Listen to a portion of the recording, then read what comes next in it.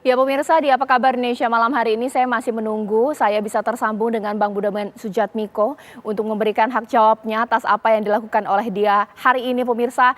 Deklarasi mendukung Prabowo Subianto meskipun ia menggunakan jaket PDIP, deklarasikan dilakukan di Semarang, notabene kandangnya PDIP pemirsa. Itu yang akan saya bahas di Apa Kabar Indonesia malam hari ini.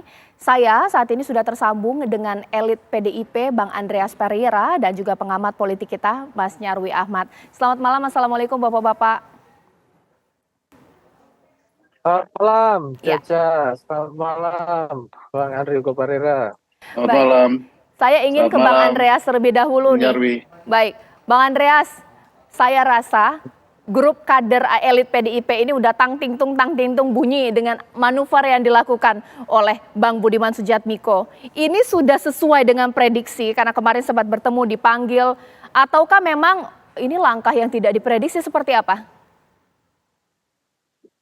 Ya, saya kira apa yang dilakukan oleh Pak Mas Budiman, sebagaimana yang sebelumnya sudah dilakukan, artinya ketika dia bertemu, tentu dia sudah punya hitungan-hitungan, dia punya pertimbangan-pertimbangan. Budiman bukan anak kemarin sore gitu.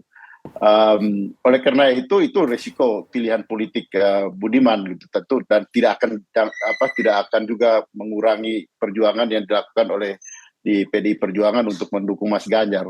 Tapi ini adalah pilihan Budiman Sujatmiko seperti yang dia sampaikan tadi, bahwa ya dia ingin melihat masa depan, mengubur masa lalunya bersama dengan Pak Prabowo, sesuatu yang tentu juga secara prinsip berbeda dengan apa yang ada di PDI Perjuangan, bahwa kita bagaimanapun kita jas merah, yang seperti yang Kano selalu sampaikan, jangan sekali-kali kita melupakan sejarah, bahwa sejarah itu ada kelam, ada sejarah yang indah, tapi kita harus berbasis pada sejarah, dan kemudian bagaimana membangun masa depan dengan memperhatikan apa yang ada di dalam perjalanan hidup sebagai bangsa ini gitu. Saya kira dari aspek itu ya Budiman sudah membuat pilihan yang berbeda gitu. Tentu Budiman menyampaikan itu bahwa perlu ada keberanian berkawan. Saya kira juga berkawan berbeda dengan dukungan politik gitu. Berkawan adalah suatu hubungan sosial yang biasa, tapi kalau politik tentu ada apa? Mungkin ada di situ ada harapan-harapan, ada trade off yang ada di situ, yang diharapkan oleh Mas Budiman gitu, dan itu hak politik dia gitu, bahwa dia masuk di dalam apa jaringan kepentingan strategi dari ya di sini Pak Prabowo, itu adalah pilihan dia gitu. Tapi PDI Perjuangan, Mas Ganjar, tentu kami jalan dengan keputusan yang sudah dibuat dan pertimbangan-pertimbangan strategis yang kami lakukan gitu. Oke, mungkin sekarang saya ke Mas Nyarwi terlebih dahulu. Mas Nyarwi, apa tanggapan dari Mas Nyarwi mengenai langkah yang dilakukan atau manuver yang dilakukan oleh Bang Budiman Sujatmiko? Tidak hanya mendukung, membentuk relawan, tanda tangan juga. Ini seakan-akan bahwa sudah pasti ini ya akan dipecat. Apalagi deklarasinya di kandang banteng. Nyindir nggak sih ini atau nantangin nggak sih Mas Nyarwi? Ya, ini saya kira movement atau gerakan Bung Budiman yang bukan pertama ya. Ini kelanjutan dari yang sebelumnya kan. Kalau kita lihat kan sebelumnya sudah ada tuh yang bertemu dengan Pak Prabowo itu ya di rumahnya gitu ya. Tapi sebelum-sebelumnya saya kira juga banyak ini. Tapi memang Caca ya, ini saya kira kalau saya melihatnya ada dua hal ya. Yang pertama kita lihat dulu dari Pak Prabowo ya. Pak Prabowo memang sedang membutuhkan ya support simbolik ya dari tokoh-tokoh seperti Bung Budiman gitu ya, tokoh-tokoh yang pernah terlibat dalam gerakan anti orde baru, reformasi, reformis kira-kira gitu, dan itu saya kira itu akan menguntungkan ya istilahnya kalau orang-orang itu mensupport Pak Prabowo kan kira-kira ya. Bung Budiman secara simbolik itu kira-kira seperti itu. Nah, hanya saja kan kita tahu Bung Budiman betul pendiri PRD gitu ya. Kemudian juga masuk ke PDIP gitu ya, dan kita tahu PDIP ini punya gitu ya tradisi kepartaian yang sudah tertata ya, termasuk ada istilah disiplin partai, tegak lurus, yang saya kira itu juga Bung Budiman perlu beradaptasi di sana. Tetapi begini juga, saya yakin memang semua partai ada dinamika, tidak hanya PDIP ya, dan ini apa yang dilakukan Bung Budiman menunjukkan memang ada juga kader-kader di PDIP yang punya kecenderungan gitu ya untuk mensupport yang lain termasuk dukungan eksplisit seperti ini. Tetapi saya kira PDIP punya aturan tersendiri yang sudah sering disampaikan oleh pimpinan PDIP itu ya. Tetapi memang ya Caca ya, kalau kita lihat juga ya, seberapa kuat sih dukungan Bung Budiman ini bisa menggerus pertanyaannya ya. Pertama begini, menggerus basis dukungan PDIP itu sendiri atau partai-partai kandang banteng tadi kamu bilang yang basis Jawa Tengah, itu satu pertanyaan. Yang kedua, termasuk menarik tokoh-tokoh yang dulu pernah menjadi aktivis reformasi 98 untuk kemudian mensupport Pak Prabowo, kan gitu pertanyaannya. Nah, kalau saya lihat gitu ya, dukungan simbolik ini memang iya kuat gitu. Tetapi kalau kita lihat kan ke elektoral atau basis partai itu kan ada jaringan elektoral. Nah, pertanyaannya saya kurang terlalu yakin gitu ya, apa daya tarik Bung Budiman ini bisa menggerus basis kandang banteng di Jawa Tengah. Kenapa? Karena juga secara simbolik kita tahu tokoh-tokoh misalnya dari sisi kepartean ya, PDIP di Jawa Tengah, Bung Budiman mungkin ya termasuk tokoh, tapi ada yang jauh-jauh lebih kuat yang berpengaruh di basis massa. Dan saya lihat Jawa Tengah partai Ya, ID ke PDIP kuat dibandingkan ke tokoh gitu ya.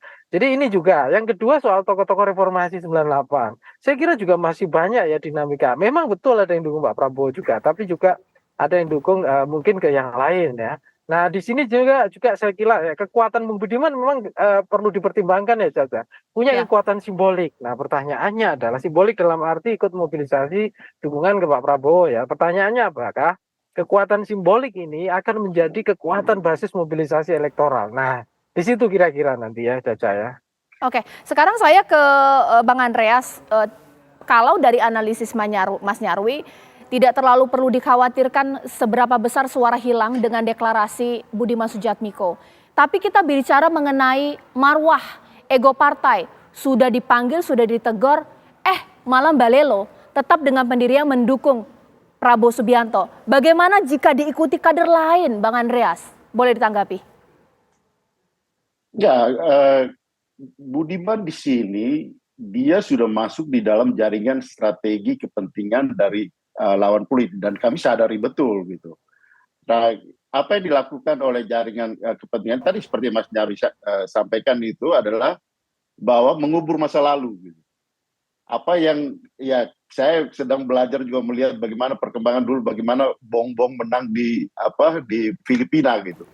Bagaimana mengubur masa lalu, mengglorify masa lalu dengan menarik ya kekuatan-kekuatan simbolik. Kekuatan-kekuatan simbolik atau simbol-simbol simbol-simbol masa lalu untuk menunjukkan bahwa apa yang terjadi di masa lalu itu sebenarnya banyak hal yang baik dan Budiman ini digunakan sebagai instrumen kepentingan strategis dari lawan gitu.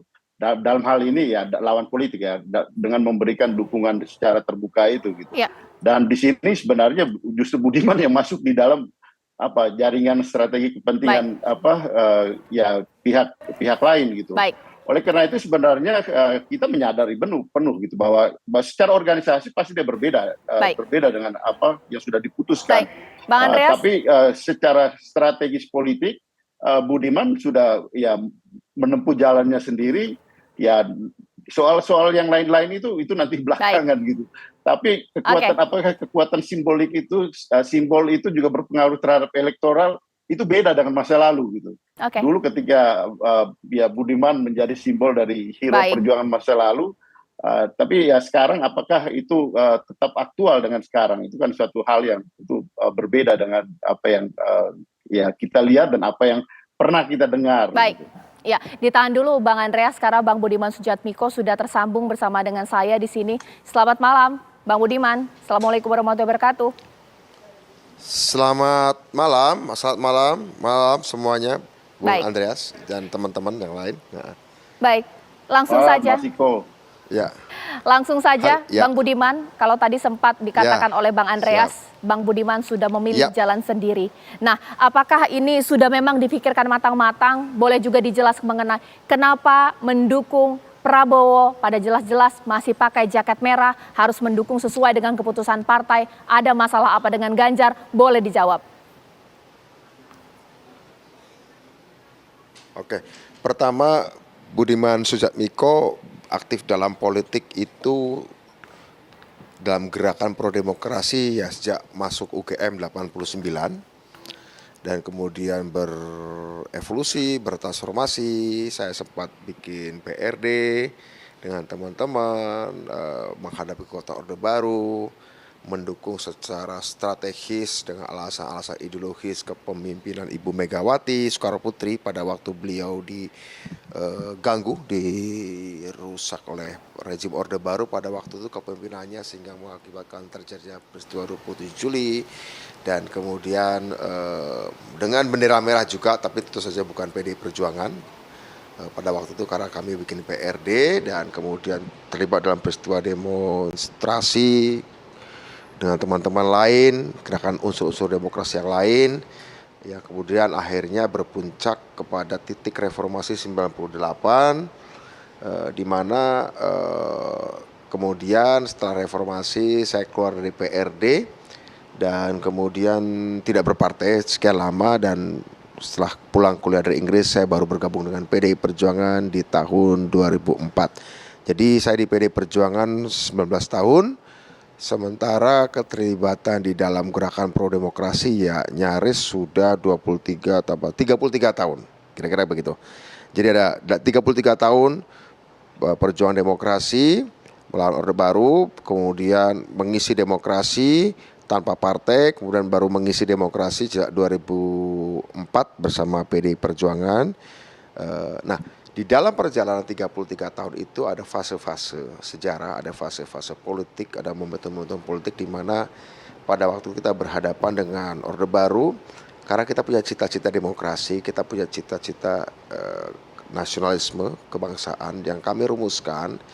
Pertama, kebebasan dulu direbut pada saat reformasi, dan itu menghadapkan kami dengan Orde Baru vis-a-vis, di mana Pak Prabowo menjadi prajurit pada waktu itu. Kita berhadapan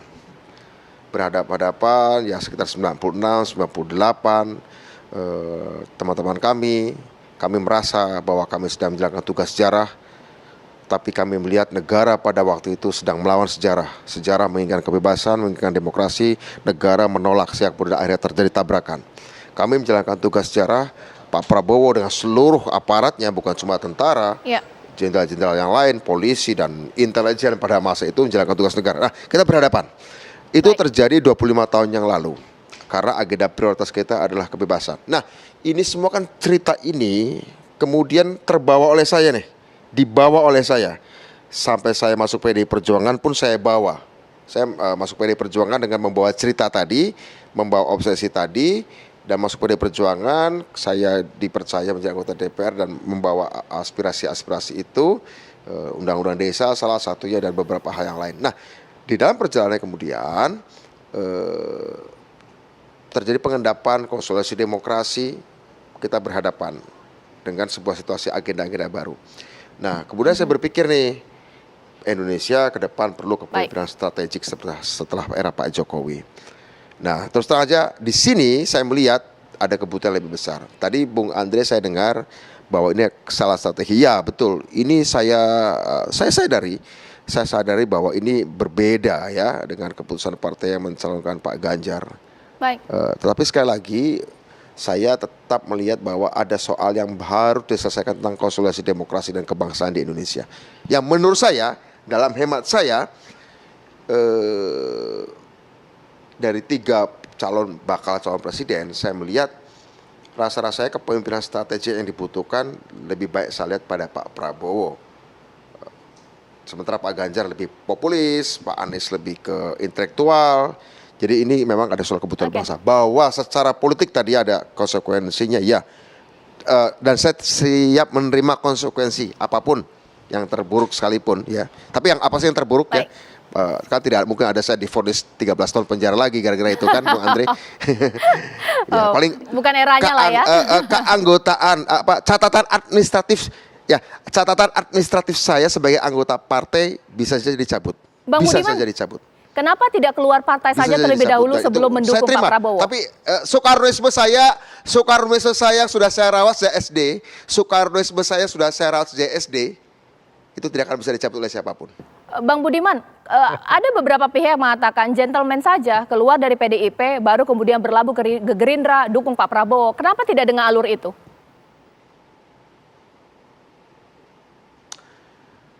soal alur segala macam begini. Ada juga saya dulu waktu sebelum terjun politik, kamu kaya dulu lah, jangan terjun politik, karena kalau kamu nggak kaya terjun politik nanti kamu korupsi. Oke. Tapi saya melawan itu. Oke. Dengan Saya alur tidak yang harus baru jadi ya. kaya dulu, terjun politik Baik. dan biasa-biasa aja, dan sampai Baik. sekarang nggak korupsi. Sampai sekarang juga Bang nggak korupsi Budiman. juga, tanpa saya harus jadi kaya raya terlebih Bang dulu untuk Budiman, tidak korupsi. Jadi ditahan saya nggak soal step-step itu ya gitu. Baik, Bang Kira-kira Budiman, ditahan dulu. Tadi banyak menjelaskan alasan kenapa mendukung Pak Prabowo begitu diplomatis, kepemimpinan, demokrasi, reformasi dan lain-lain. Itu hematnya Bang Budiman. Tapi hematnya masyarakat, nanti saya mau tanyakan, apakah jangan-jangan Bang Budiman memang tidak yakin Pak Ganjar memenangi 2024 sehingga mendukung Pak Prabowo sesaat lagi?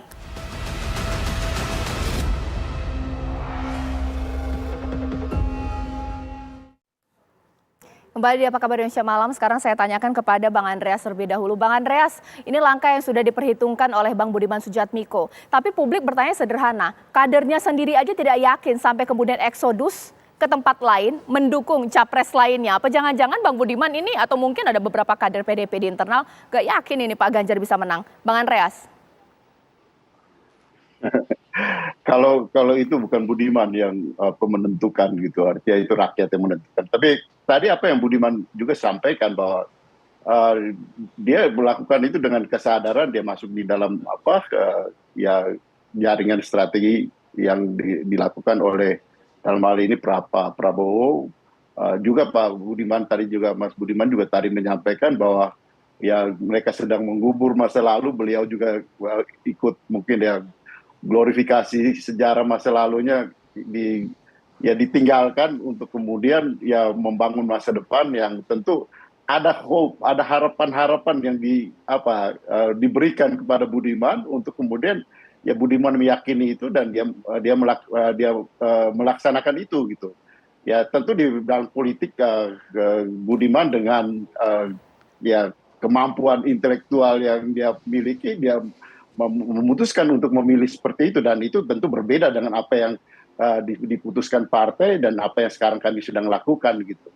Itu adalah pilihan jalan yang dilakukan oleh Budiman, dan sejarah akan melihat yang mana yang mana ada di dalam rel perjalanan yang benar gitu. Dan keputusan itu ada di rakyat yang akan melihat gitu. Bahwa apakah dengan mengubur masa lalu itu kemudian kita bisa memenangkan masa depan. Itu satu hal yang tentu akan terjadi dalam ujian-ujian ya di sini elektoral di dalam masa kampanye ini.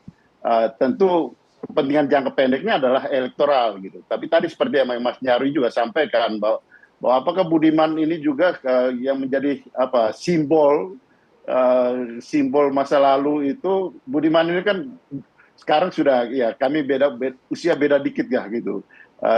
Tapi dulu kan dia juga anak muda gitu yang menjadi simbol masa lalu. Apakah masih aktual dari Oke, menarik ini. Gitu.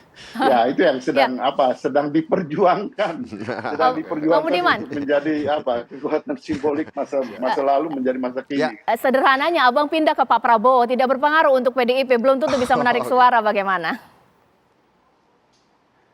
Enggak.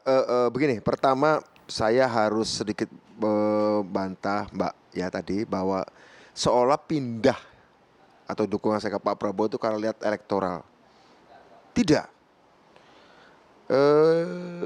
Bahkan sebelum Pak Ganjar dicalonkan resmi, saya pernah beberapa kali bicara, diundang di forum partai, salah satunya Rekernas, dan ada beberapa forum yang lain. Saya sering mengutip pidato Ibu Megawati tatkala beliau mendapatkan gelar guru besar dari Universitas Pertahanan tentang penting dan perlunya kepemimpinan strategik. Ada dijelaskan dalam teks pidato Bu Megawati waktu itu. Saya ini adalah orang yang sangat menghargai narasi politik, apalagi pendapat ketua umum. Saya hayati, saya internalisasi apa yang disampaikan oleh pidato Ibu Megawati selalu sewaktu mendapatkan gelar guru besar itu. Saya merasa bahwa ada kebenaran di sana. Ada kebenaran yang menurut saya sangat strategis, dan itu menurut saya setiap anggota PDI Perjuangan, tidak boleh berkompromi di situ. Dan pada akhirnya seleksi kepemimpinan dari partai terutama, yang saya tahu ajaran-ajaran Bung Karno juga seperti itu, perlu ke arah sana. Dan saya kemudian diberi kesempatan juga untuk menyampaikan beberapa gagasan, tentu saja dengan pembicara-pembicara lain tentang kepemimpinan strategik, tentang geopolitik. Nah ini kebetulan Bang Andre ini rekan saya lama, suka diskusi. Beliau ini doktor ilmu hubungan internasional. Bahkan sebenarnya secara akademis beliau lebih paham apa yang sekarang terjadi untuk Indonesia, untuk di dunia. Dan beliau pernah mengenalkan pada saya istilah intermestic, international politics dan domestic politics. Kaitan antara politik internasional, politik domestik, yang menurut saya kita butuh kepemimpinan strategik, bukan kepemimpinan populis. Kepemimpinan populis itu dibutuhkan di Indonesia 2014. Kita butuh kepemimpinan populis 2014, karena kepemimpinannya sebelumnya elitis. Kita butuh pemimpin yang cara berkomunikasi. Jangan dipotong dulu, ini penting Mbak nih, karena saya bukan cuma satu partai dengan Bang Andre itu juga, tapi satu mazhab dalam akademis ya. Jadi kepemimpinan populis memang dibutuhkan 2014. Tapi pada periode kedua Pak Jokowi mulai beranjak menjadi kepemimpinan yang strategik. Dia mulai bicara soal global, dia bicara soal perdamaian, dia bicara hilirisasi, dia bicara apapun, Freeport segala macam. Artinya apa? Pada periode kedua kepemimpinan strategik. Ya. Bu Mega pernah ngomong kayak gitu. Pak Jokowi sudah kepemimpinan strategik. Ketika dilanjutkan ke kepemimpinan populis, menurut saya itu kemunduran. Dan saya adalah orang yang dulu, jangan sampai sekarang dan masih ke depan, saya merasa percaya pada namanya panggilan sejarah, historical call. Ya, satu bangsa, satu kelompok atau satu individu yang membalik hukum sejarah itu akan mandek, akan kalah. Baik. Menurut saya kepemimpinan strategik yang dimulai pada periode kedua Pak Jokowi harus dilanjutkan. Tidak ke populisme. Sebaik dan sebenar apapun populisme. Populisme itu juga baik. Tapi kebaikan itu ada masanya. Kalau kebaikan udah lewat tanggal kadaluarsa, dia menjadi kejahatan. Dia menjadi keburukan. Atas semata-mata atas itu. Nggak ada tadi misalnya jabatan, nggak ada. Saya tidak berbicara jabatan sama sekali dengan Pak Prabowo. Tidak bicara jabatan, juga tidak bicara soal transaksi. Tidak. Bung Andreas tahu bagaimana saya menjalani lifestyle saya biasa-biasa saja gitu ya. Artinya saya adalah orang yang dari dulu percaya pada namanya individu, kelompok atau negara yang bisa membaca tanda-tanda zaman itulah yang akan menang. Melawannya itu bukan cuma kalah secara elektoral. Kalau cuma kalah secara elektoral Bang Andre, kalau cuma kalah secara elektoral, kita bisa menebusnya 5 tahun ke depan. Atau kalah secara elektoral dalam pileg dan pilpres di Februari, kita bisa menebusnya dalam pilkada di bulan Oktober atau November di 2024. Kalau sekedar elektoral. Tapi ini masalah bukan kekalahan elektoral, ini kekalahan historical ini. Satu generasi, satu kesempatan bisa hilang. Dan bagi saya itu lebih dari cukup untuk mengatakan bahwa saya ada orang kader partai, tapi saya bersoekarnoisme, bermarhainisme, itu saya pupuk sejak saya SMP.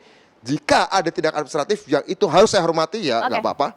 Tapi itu saya keyakinan ideologi saya seperti itu. Makasih. Bang Budiman, saya mengutip dari apa yang Bang Budiman sampaikan. Ada beberapa poin. Itu berarti bahwa Ganjar dipilih oleh PDIP menjadi capres. Sebuah kemunduran, salah pilih, sehingga Bang Budiman akhirnya memutuskan untuk mendukung Pak Prabowo begitu? Saya Pak Ganjar bukan orang buruk, orang baik. Saya kenal beliau baik juga, sama-sama pernah di DPR RI. Saya nggak bicara baik buruk. Kita bicara apa ya? Historically correct tidak? Tepat tidak? Karena begini, Budiman Sujatmiko itu tidak korek kalau muncul tahun 96. Tapi menjadi korek ketika muncul 98 gitu kan. 2 tahun lebih cepat. Tidak tepat waktu. Jadi ada namanya timing. Dan menurut saya Pak Ganjar tentu punya pemikiran strategik, tentu. Nggak mungkin seorang politisi tidak punya pemikiran strategik. Tapi memang kekuatan beliau, daya magnetik beliau itu pada komunikasi populisnya. Sementara pemikiran strategiknya tidak nampak sebagai daya magnetik. Nah, sementara yang dibutuhkan adalah hari ini pemikiran strategik. Pemikiran strategik. Jadi menurut saya gini, bukan populisme salah. Ini mana ditaruh di depan. Dan bagi saya itu, saya tidak mau mengingkari ini. Dan saya siap meresikokan diri untuk apapun. Ketika siap, sejarah mengatakan harus kayak gini, saya ambil. Ketika ada yang tidak, ya sudah, saya ambil resiko. Bang Budiman Begitu. siap untuk dipecat? Yes. Oke. Begini, kalau kata-kata siap waktu dipecat, pasti secara emosional saya nggak siap lah. Baik.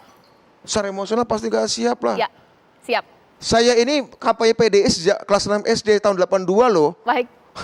Oke. Saya ini pesan bah saya itu dua. Sebagai orang Indonesia kamu, sebagai orang Islam kamu harus ikut Nabi Muhammad. Sebagai orang Indonesia kamu harus Baik. ikut Bung Karno. Itu pesan bah saya. Jadi Oke. nggak mungkin juga. Pasti secara emosional tidak akan pernah siap. Tapi ya Baik. bagaimana lagi? Sebagaimana Baik. dulu ya.